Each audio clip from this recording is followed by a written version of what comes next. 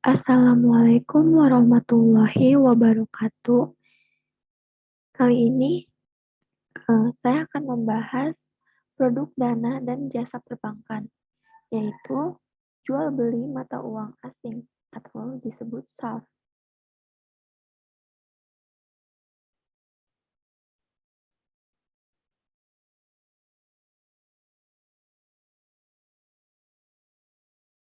Nah, apa itu SAF? SAF salah satu jasa perbankan syariah. Nah, bank syariah memberikan layanan untuk transaksi jual beli mata uang asing falas sesuai dengan kurs nilai tukar mata uang terhadap mata uang lainnya. Transaksi barang dan jasa selalu menggunakan uang sebagai media pertukaran, sehingga uang dapat diperjualbelikan guna memenuhi mata uang standar yang dipakai dalam perniagaan. Islam memberikan ruang bagi pertukaran mata uang atau jual beli sebagai alat dalam sistem pembayaran dan bukan untuk tujuan komersial sebagai komoditas. Nah, eh, dalil dari jual beli mata asing itu ada. Yang pertama dari Al-Quran, surat Al-Baqarah ayat 275, yaitu artinya, dan Allah telah menghalalkan jual beli dan mengharamkan riba. Dari hadis sendiri yaitu riwayat Al-Baihaqi dan Ibnu Majah dari Abu Sa'id Al-Khudri dinilai sahih oleh Ibnu Hibban. Rasulullah Shallallahu Alaihi Wasallam bersabda, sesungguhnya jual beli itu hanya boleh dilakukan atas dasar kerelaan antara kedua belah pihak. Fatwa Dewan Syariah Nasional ini adalah regulasinya, yaitu Fatwa Dewan Syariah Nasional nomor 28 DSN MUI tahun 2002 tanggal 28 Maret tentang jual beli mata uang atau al-shaf. Ketentuan umum, transaksi jual beli mata uang pada prinsipnya boleh dengan ketentuan sebagai berikut. Tidak untuk spekulasi atau untung-untungan, ada kebutuhan transaksi atau untuk berjaga-jaga. Apabila transaksi dilakukan terhadap mata uang sejenis, maka nilainya harus sama secara tunai. Apabila berlainan jenis, maka harus dilakukan dengan nilai tukar yang berlaku pada saat transaksi dilakukan dan secara tunai. Lalu ada jenis transaksi valuta asing. Yang pertama, jenis transaksi valuta asing yang halal.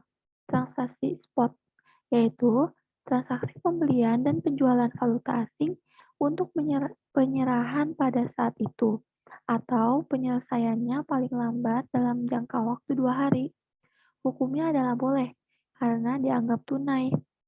Sedangkan waktu 2 hari dianggap sebagai proses penyelesaian yang tidak bisa dihindari merupakan transaksi internasional. Lalu ada transaksi valuta asing yang haram.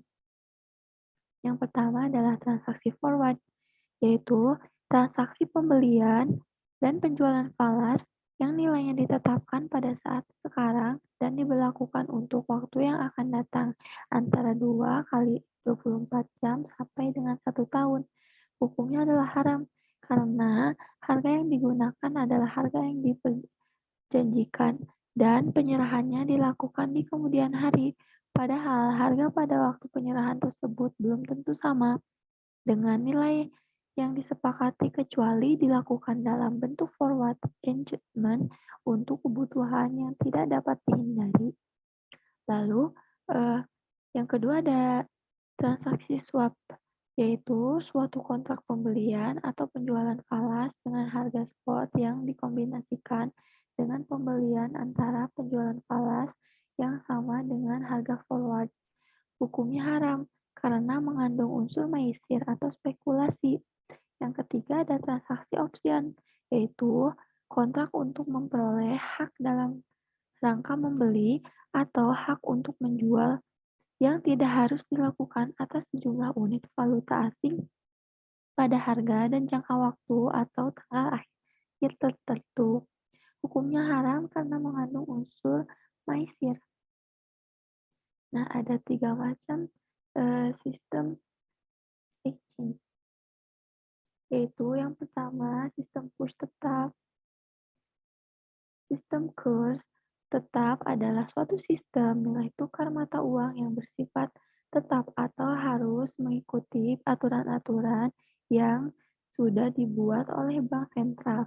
Dalam sistem kurs ini, bank sentral atau pemerintah memiliki peran dalam pasar valuta asing dengan membeli atau menjual valuta asing jika nilai kurs tidak sesuai dengan standar atau aturan yang sudah ditetapkan. Yang kedua ada sistem kurs mengambang. Sistem kurs bebas atau mengambang adalah suatu sistem yang nilai tukar mata uangnya dipengaruhi atau ditentukan oleh kekuatan-kekuatan pasar. Penawaran dan permintaan pada mata uang asing akan menentukan nilai mata uang itu sendiri. Sistem ini bersifat bebas atau akan selalu berubah sehingga bagi para peserta pasar valuta asing harus terus mengamati perkembangan yang terjadi pada kurs mata uang asing. Yang ketiga ada sistem kurs mengambang terkendali. Sistem kurs mengambang terkendali adalah suatu sistem nilai valuta asing yang dimana pemerintah dan pasar sama-sama mempunyai hak untuk menentukan nilai tukar valuta asing.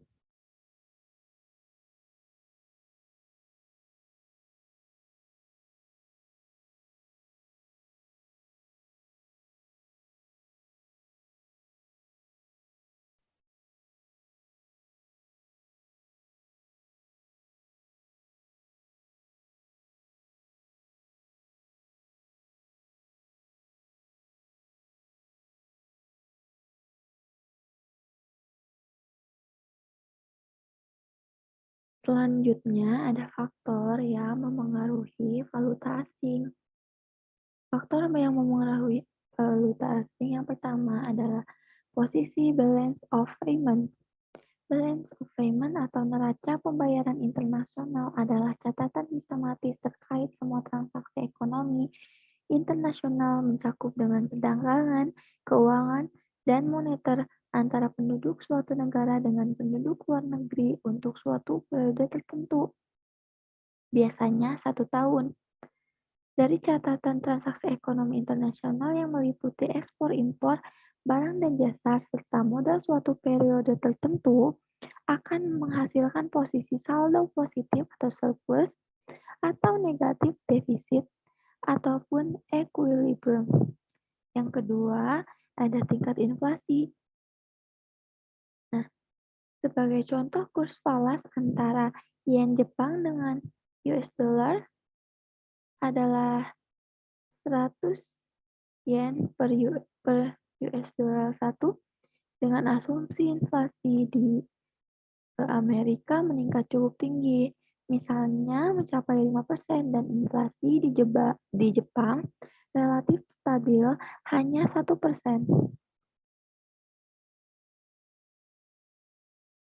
Perkembangan tingkat inflasi tersebut akan mempengaruhi permintaan dan penawaran Jepang dan US dollar dan dolar Amerika sehingga kurs falas bergeser dari Jepang yen 100 dan US dollar menjadi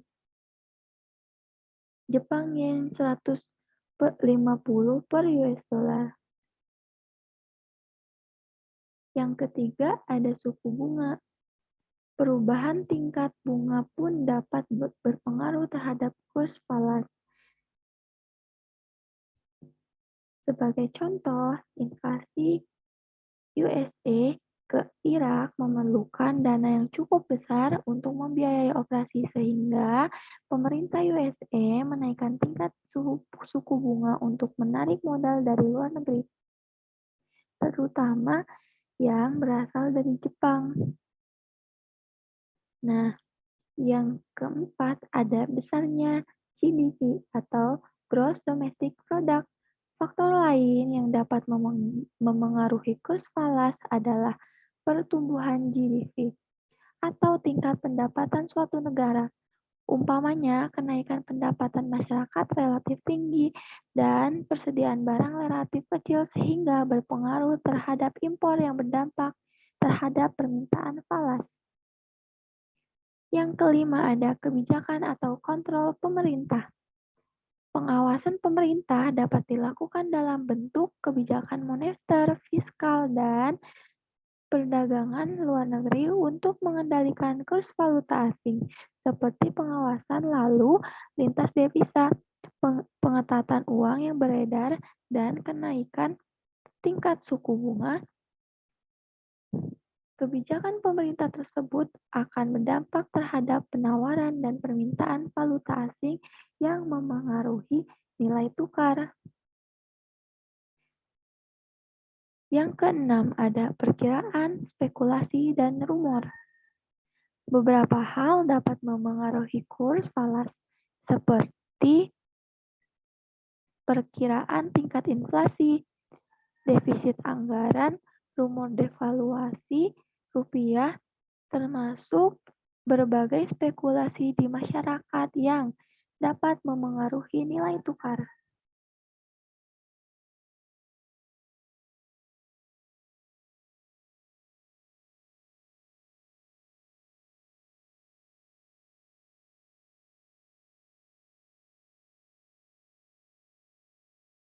Baiklah, sekian yang dapat saya sampaikan mengenai materi kali ini. Kurang lebihnya mohon maaf, semoga apa yang saya sampaikan dapat bermanfaat bagi teman-teman semuanya. Wassalamualaikum warahmatullahi wabarakatuh.